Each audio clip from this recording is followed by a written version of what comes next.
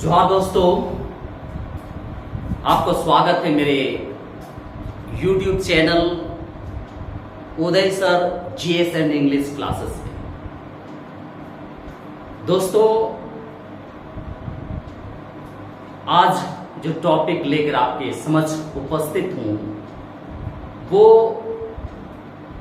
जनजातियों की सम्मान परिचय से ही है।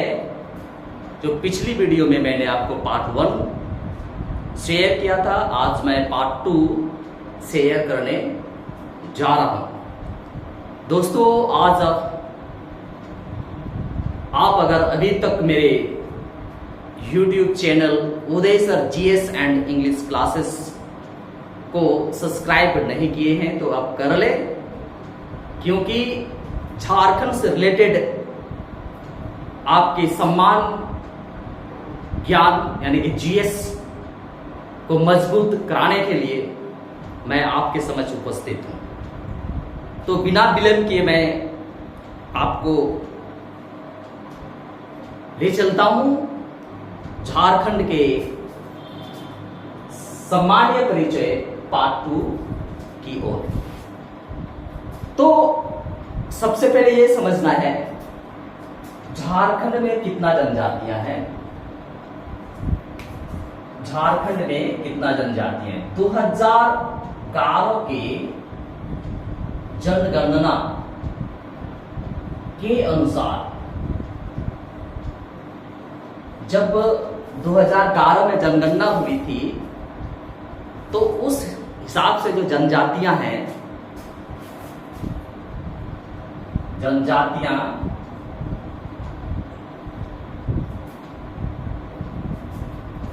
ये जो है जनजातियां, ये हम झारखंड के बारे में शो कर रहे हैं। कहां के लिए?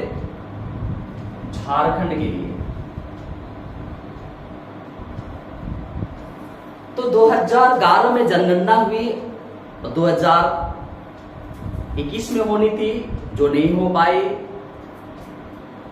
तो उसी को आधार मानकर हम लोग अब चल रहे हैं। तो झारखंड में जो जनजातियां थी वो है, अभी तक आपको मानना पड़ेगा, 86,45,042। टोटल है 86,45,042 जनजातियां। ठीक है, तो 86,45,042 कुल जनसंख्या। ये क्या है? कुल जनसंख्या। कुल जनसंख्या ये किसके लिए है? ये जनजाति के लिए। किसके लिए? ये जनजातीय का। झारखंड में कुल जनजातियां जो है वो 86,45,042 जनजातियां हैं। ठीक है, और इस राज्य में जितना जनजातियां हैं, ये इस राज्य में जितना भी जनसंख्या है, राज्य के कुल जनसंख्या का आपको देखने को मिलेंगे। राज्य के कुल जनसंख्या का ये कितना है? 26 ये कितना है? 26.2%। ठीक है, यानी कहने का मतलब है झारखंड में अगर कुल जनसंख्या जितना है उसका 26.2% जनजातियां का भागीदारी है, जनसंख्या भागीदारी है। ठीक है, नेक्स्ट पॉइंट आपको बता दूं कि 2011 के जनगणना के अनुसार आदिम जनजाति जो है वो 1,92,425। 2011 के जनगणना के अनुसार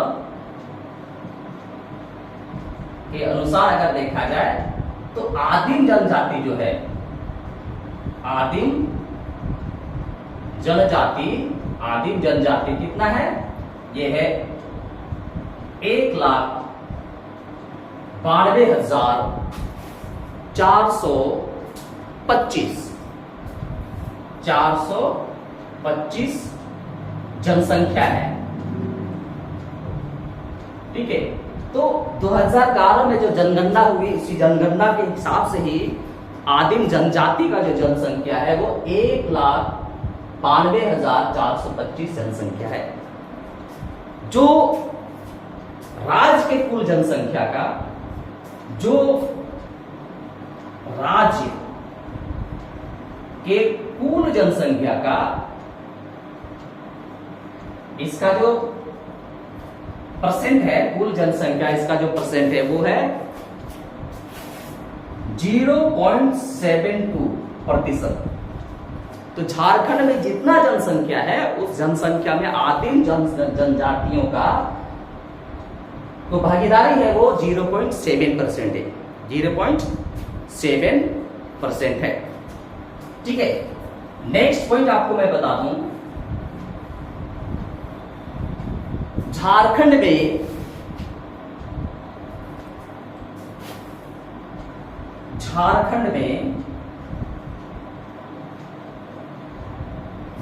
में जितना जनजातियां की जनसंख्या है, जितना जनजातियों की जनसंख्या है उसमें से 91% कहां निवास करते हैं? ग्रामीण क्षेत्र में। ठीक है, कहां निवास करते हैं? ग्रामीण क्षेत्र में वो लोग निवास करते हैं। इसलिए आज के दौर में भी आपको देखने को मिलेगा कि जनजातियों में मूलभूत सुविधाएं की कमी है। एजुकेशन को देख लीजिए, एजुकेशन भी बहुत बढ़िया से नहीं पहुंच पा रही है, अर्थव्यवस्था भी बढ़िया नहीं है। ठीक है, बहुत सारी जो मूलभूत सुविधाएं हैं उनको प्राप्त नहीं हो पाते, क्योंकि 91% जनसंख्या ग्रामीण क्षेत्र में निवास करती है और मात्र 9% जनसंख्या शहरी क्षेत्र में निवास करती है। ठीक है, 91% जनसंख्या आपका कहां है? ग्रामीण क्षेत्र में, और मात्र 9% जो जनसंख्या है वो आपको शहरी क्षेत्र में देखने को मिलेंगे, जिसके कारण एजुकेशन पॉइंट ऑफ व्यू से भी देखा जाए तो बहुत कम जनसंख्या में जनजातियों में एजुकेशन फैली हुई है। हर सरकार की तरफ से बहुत सारी सुविधाएं दे दी जा रही है, जिससे आने वाले कुछ ही सालों में जनजातियों में भी अदर जातियों की तरह एजुकेशन या आर्थिक स्थिति भी मजबूत हो जाएगी। नेक्स्ट मैं आपको बता दूं, झारखंड में तो सामाजिक व्यवस्था जो है, झारखंड में जनजातियों का जो सामाजिक व्यवस्था है वो क्या है? सामाजिक व्यवस्था है वो पैतृत्वात्मक है। क्या है? पैतृत्वात्मक।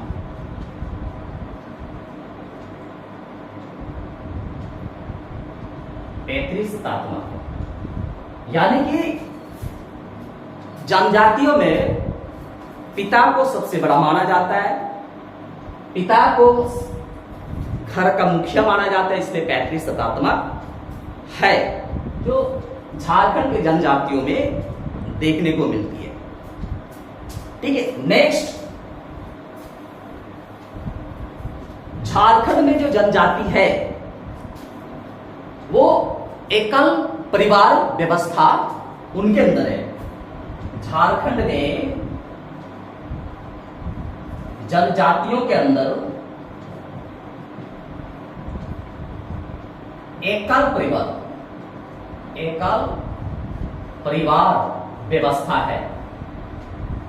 ठीक है, तो झारखंड में जब आप देखेंगे तो झारखंड में जनजातियों में क्या है? एकल परिवार व्यवस्था है, जो पहले से चल रही है और आज भी वही कायम है। नेक्स्ट मैं आपको बता दूं, झारखंड में जो जनजाति है, झारखंड में जो जनजाति है, ये जो भी जनजातियां हैं, ये उनके समाज में लिंग भेद का कोई जगह नहीं है। लिंग भेद का कोई जगह नहीं है, लिंग भेद नहीं करते, लिंग भेद का इजाजत नहीं है, इजाजत नहीं है। ठीक है, झारखंड में जो जनजातियां हैं, जनजातियां परिवार में आपको लिंग भेद का कोई इजाजत नहीं है, क्योंकि यहां बेटा और बेटी दोनों को एक समान माना जाता है, दोनों के एक समान वैल्यू है, एक समान समाज की तरफ से देखा जाए, परिवार की ओर से देखा जाए, या तो सांस्कृतिक तरीके से देखा जाए, तो बेटा और बेटी यानी महिला और पुरुष को इक्वल राइट्स, इक्वल वैल्यू यानी कि समान प्रतिष्ठा उनको दिया जाता है, समान प्रतिष्ठा दिया जाता है। नेक्स्ट आपको मैं बता दूं कि झारखंड में जो जनजातियां हैं, झारखंड में तो जनजातियां हैं, उनमें विभिन्न प्रकार के गोत्र पाया जाता है। क्या है? विभिन्न गोत्र पाया जाता है। गोत्र मीन्स गुद्या, गोत्र पाया जाता है, जिसे किली, कुंदा, पारी आदि नामों से जाना जाता है। ठीक है, इस गोत्र में आप देख सकते हैं किली, कुंदा एवं पारी। तो झारखंड में विभिन्न प्रकार के गोत्र है, और उस गोत्र में आपको देखने को मिलेगा, कीली देखने को मिल सकता है, कुंदा देखने को मिल सकता है एवं पारी देखने को मिल सकता है। ये झारखंड के गोत्र के अंतर्गत आता है। नेक्स्ट आपको मैं बता दूं कि झारखंड में जो जनजातियां हैं, झारखंड में जो भी जनजातियां 32 समुदाय में हमको देखने को मिलता है, तो उसमें से आपको प्रत्येक गोत्र का कहीं ना कोई चिन्ह होता है। ठीक है, प्रत्येक गोत्र का कोई ना कोई चिन्ह होता है, गोत्र का कोई ना कोई चिन्ह होता है। उस चिन्ह को टोटम कहा जाता है, टोटम कहा जाता है। प्रत्येक गोत्र में किसी का, जैसे आप मुर्मू में देखें तो मुर्मू में आपको नीलगाय देखने को मिलेगा, उनका जो प्रतीक है, चिन्ह है, वो नीलगाय है। तो इस प्रकार प्रत्येक गोत्र का अपना अपना प्रतीक है, और उस प्रतीक को वो लोग बताता है, जैसे वृक्ष हो, पदार्थ हो, जीव हो, ये चीजें गोत्र का प्रतीक के रूप में लिया गया है। ठीक है, तो उस जनजातियों के गोत्र में आपको वृक्ष भी देखने को मिलेगा, जीव देखने को मिलेगा, पदार्थ देखने को मिलेगा। ठीक है, तो ये कहीं ना कहीं किसी न किसी तरीके से उसको बनाया गया है। प्राणी भी देखने को मिलेगा, कुछ निर्जीव से प्राणी, ये आपको देखने को मिलता है, जिसके कारण कहते हैं नेक्स्ट, झारखंड के जनजातियों, झारखंड के जनजातियों में कोई भी गोत्र हो, चाहे वो संथाल हो, मुंडा हो, उराव हो, अपने आप को एक विशिष्ट पूर्वज की संतान मानते हैं। झारखंड के जनजातियों में, झारखंड के जनजातियों में एक देखने को मिलेगा कि वो अपने आप को अपने पूर्वज के विशिष्ट संतान मानते हैं। क्या मानते हैं? अपने पूर्वज का खास संतान मानते हैं, खास संतान मानते हैं कि हम लोग जो आए, हमारे पूर्वज के बदौलत ही हम लोग इस धरती पे आए, और उन्हीं का ये विशिष्ट संतान के रूप में अपने आप को मानता है। ठीक है, नेक्स्ट है झारखंड में जो जनजातियां हैं, झारखंड में जो जनजातियां हैं वो समगोत्र विवाह नहीं करते। समगोत्र विवाह का मतलब हो जाएगा कि एक गोत्र जो है वो शादी नहीं कर सकता। समगोत्र विवाह निषिद्ध है। समगोत्र विवाह नहीं होती है क्योंकि उसको अपने भाई और बहन का दर्जा मिलता है। जैसे मुर्मू में शादी नहीं कर सकता, बेसरा में शादी नहीं कर सकता, टूडू के बीच नहीं होती है। तो ये इसलिए ऐसा नहीं होती है क्योंकि ये अगर टूडू गर्ल्स है, टूडू बॉयज है, तो एक दूसरे का भाई बहन के रूप में संबोधित किया जाता है। भाई बहन के रूप में उसको बोला जाता है, जिसके कारण समगोत्र विवाह नहीं होती। अगर कोई ऐसा करता है तो वो समाज के खिलाफ, संस्कृति के खिलाफ, परिवार के खिलाफ उसे माना जाता है। और कभी कभी ऐसा देखने को मिलेगा कि अगर ऐसा कोई गलत काम किया, जो समगोत्र के अंदर गलत काम किया, तो उसको गांव से बाहर भेज दिया जाता है, गांव से बाहर कर दिया जाता है। ये झारखंड की जनजाति में एक विशिष्ट चीजें हैं जो बहुत लोगों के दिमाग में ये नहीं पहुंच पाती, क्योंकि शायद अच्छे से जानकारी नहीं दे पाने के कारण ऐसे देखने को मिलता है। जब झारखंड में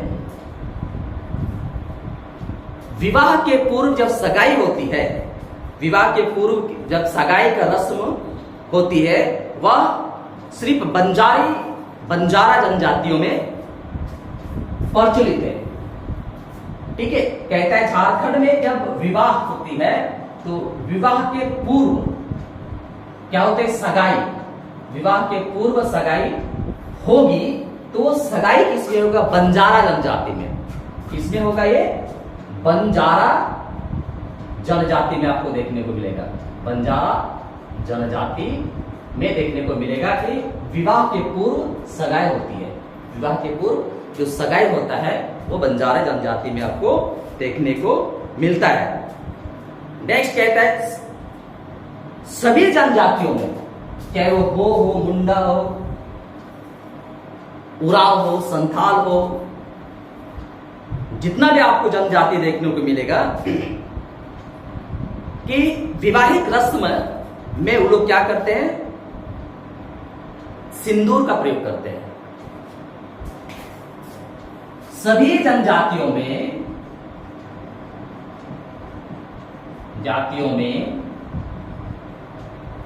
विवाह का रस्म रिवाज में सिंदूर का प्रयोग करते हैं। और अन्य जातियों में भी यह सिंदूर का विवाह, सिंदूर का जो प्रचलित है अन्य जनजातियों या जनजाति आप देखें सारे में ये सिंदूर का है। तो जो इसमें भी आपको देखने को मिलेगा रस्म रिवाज जो होंगे वो सिंदूर का प्रयोग करेंगे। लेकिन इनमें से एक जनजाति है, इनमें से एक जनजाति है, कौन है, गोंड।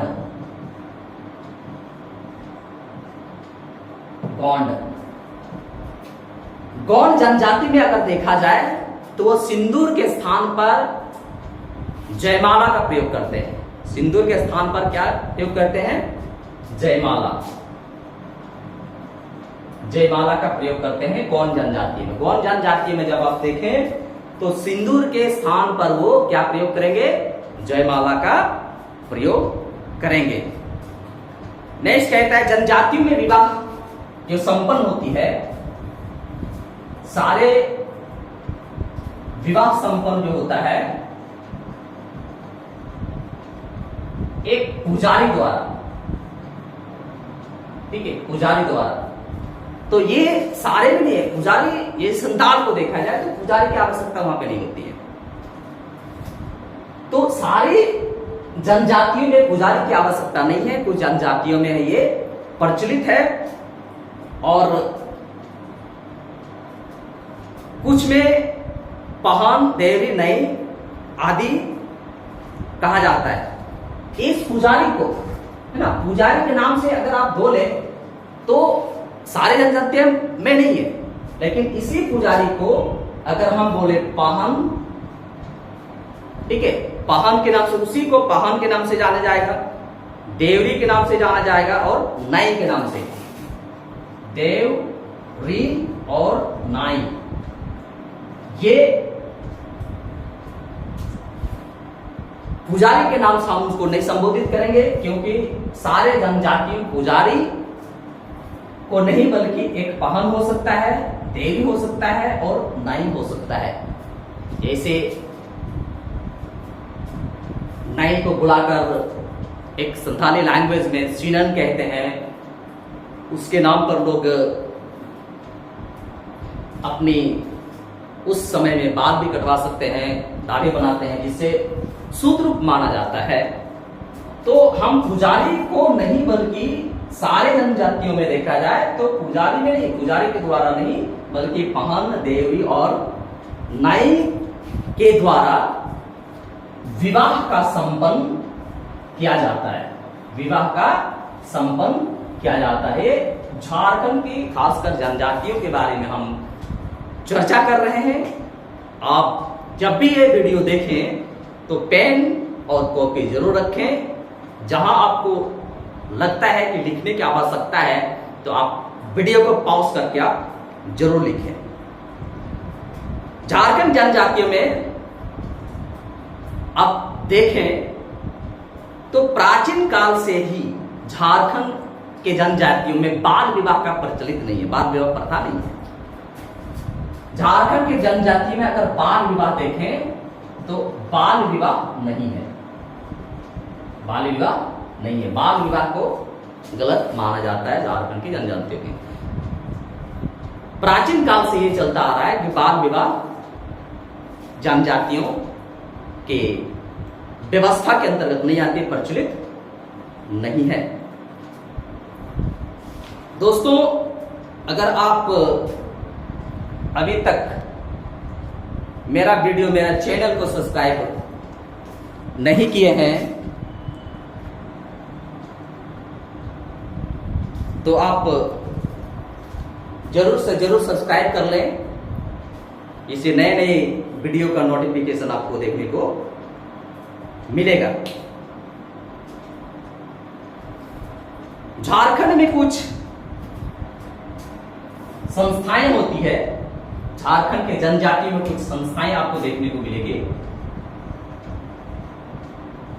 ठीक है, जिसको हम लोग पंचायत के रूप में हम संबोधित कर सकते हैं। पंचायत हो गया,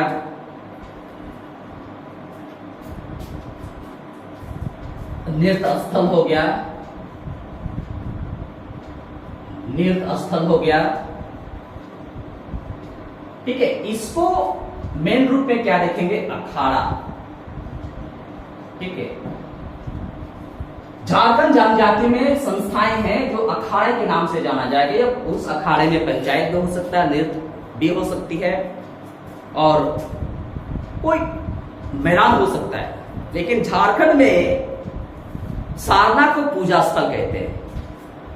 अगर सारना कोई बोल रहा है झारखंड में सारना क्या है, तो सारना आपका क्या हो जाएगा, पूजा स्थल, पूजा स्थल, एक सारना के अंतर्गत आएगा। जब सारना वर्ड आप प्रयोग कर रहे हैं तो आपका क्या है, ये पूजा स्थल हो गया। क्या हो गया, पूजा स्थल। और युवा गृह को झारखंड में जब आपको युवा जनजातियों के अंतर्गत युवा गृह का जिक्र हो, ठीक है, तो आपको समझना यहां शिक्षण संस्थान के रूप में इसको संबोधित करेंगे, जहां पे शिक्षण या शिक्षा प्राप्त की जाएगी। शिक्षण संस्थान है, ठीक है। तो युवा गृह का मतलब क्या हो जाएगा, शिक्षा जहां आपको प्राप्त होगी। और सरना का मतलब क्या हो जाएगा कि हम उस जगह पे पूजा करते हैं, पूजा करते हैं। झारखंड के जनजातियों में प्राचीन जो धर्म है वो आपका सरना ही है, जो प्रकृति की पूजा की जाती है। झारखंड में अगर आप देखें तो प्राचीन जो धर्म है, प्राचीन धर्म है वो क्या है? सरना है। ठीक है, सरना है। और सरना अगर हम प्रयोग कर रहे हैं तो प्रकृति पूजा, प्रकृति पूजक। इसलिए आदिवासियों को, जनजातियों को प्राकृतिक पूजक कहा जाता है, क्योंकि उनका जो धर्म है वो सारणा है, और सारणा का अंतर्गत लोग प्रकृति का पूजा करता है। मान लिया जाए सारुल पूजा, आपको एक एग्जांपल आपको देता हूं। सारुल पूजा, सारुल पूजा में जब सखुआ के फूल खिलते हैं तो उस फूल को हम लोग पूजा करते हैं। तो इस फूल को पूजा करने के संथाल लोग इसके बहा पर्व या बहा बोंगा के रूप में संबोधित करते हैं, और अदर जो जनजाति है वो आपका सारुल के नाम से संबोधित करते हैं। तो प्रकृति पूजक मतलब वो सर्मा धर्म मनाते हैं। यहां के जनजातियां जो है आपको जब देखने को मिलेगा, यहां के जनजातियां क्या है? ये पर्व त्योहार अधिकतर मनाते हैं, और कृषक है, कृषि। यहां का जो जनजाति अधिकतर आपको देखने को मिलेगा वो आपका क्या? कृषक है, और पर्व त्योहार लोग ज्यादा मनाते हैं, ज्यादा मनाते हैं। ठीक है, नेक्स्ट कहता है झारखंड में अगर देखा जाए सबसे बड़ा देवता, सबसे बड़ा देवता अगर देखें तो क्या है? सिंह बोंगा। सिंह बोंगा यानी कि इसको भी अलग अलग रूप से लोग जानते हैं, जैसे हो गया मरांगुरु, सिंह चांदो, सिंह बोंगा के रूप में लोग इसे संबोधित करते हैं, जो है सूर्य।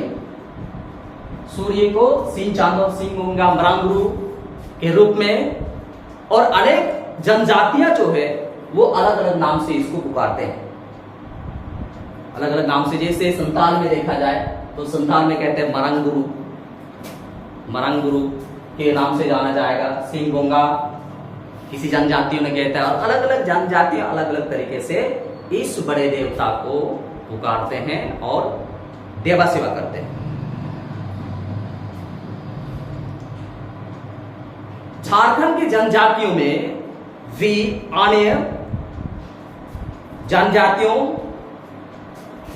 की तरह जब किसी इंसान की मृत्यु प्राप्त होती है, मृत्यु होती है, तो अन्य जनजातियों की तरह या अन्य जातियों की तरह झारखंड के जनजातियों भी या तो जलाते हैं या तो दफनाते हैं, जलाते हैं या तो दफनाते हैं। लेकिन ईसाई उराव में सावों को दफनाया जाएगा। या तो आप ईसाई को देखिए, ईसाई उराव तो साव को क्या करते हैं लोग? दफनाता है, दफनाता है। यह चीज देखने को मिलता है। ऐसे तो सभी जातियों या जनजातियों में या तो जलाया जाएगा या तो दफनाया जाएगा, लेकिन अधिकतर संथालों में सावों को दफनाया जाता है। जिस प्रकार ईसाई दफनाते हैं, सेम कंडीशन यहाँ के संथाल आदिवासियों में भी दफनाने का रीति रिवाज है। झारखंड के जनजातियों में अपने जीविका पार्जन के लिए अपना जीविकोपार्जन के लिए क्या क्या करते हैं? कृषि, शिकार, पशुपालन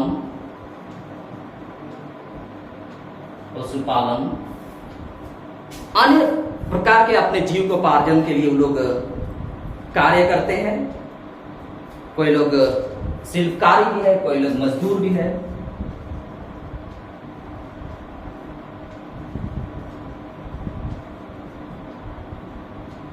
ठीक है, इस प्रकार बहुत सारे और उनका तो जीविकोपार्जन के जो साधन है, बहुत सारे साधन झारखंड के जनजातियों के भी है, जो अन्य जातियों में भी ये पाई जाती है। ऐसा नहीं है कि सिर्फ कृषि जनजातियों ही करते हैं, बहुत सारे अन्य जातियां भी है जो कृषि करते हैं, पशुपालन करते हैं, मजदूरी करते हैं, शिल्पकार है। लेकिन अन्य जाति में आपको शिकार की अवस्था बहुत कम देखने को मिलेगा, नहीं के बराबर आपको देखने को मिलता है।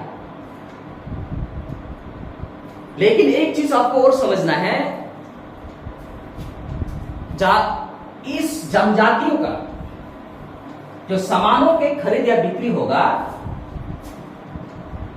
सामानों का खरीद बिक्री जो होती है, उस स्थान को क्या कहते हैं? हट कहते हैं। हटिया के रूप में वो लोग संबोधित करते हैं।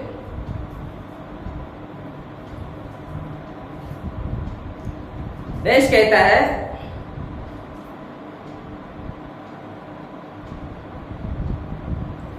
कि झारखंड की जनजातियां एक सिंपल जीवन जीते हैं। ऐसा नहीं कि बहुत तड़क भड़क जीवन जीते हैं, खान पान भी साधारण है, और ये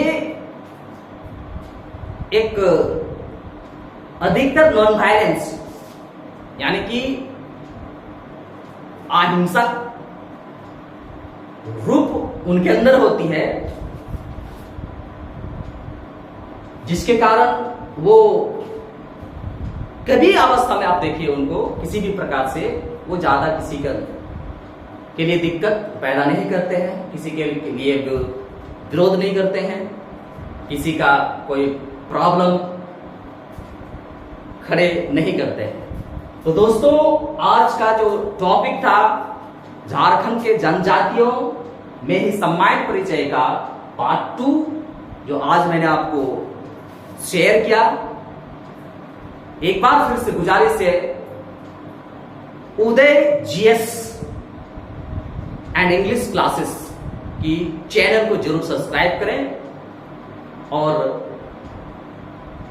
मेरा मानना है आने वाले समय में बहुत सारे स्टूडेंट्स को, बहुत सारे झारखंड के विद्यार्थी को जो झारखंड जीएस, जेपीएससी, जेएसएससी का जो तैयारी कर रहे हैं, उनके लिए बहुत लाभदायक सिद्ध होगी। आप वीडियो को देखते रहिए, बने रहिए। मैं हर तरह के समस्या का समाधान इस वीडियो के माध्यम से मैं आपको दूंगा। धन्यवाद। जोहार। जय झारखंड।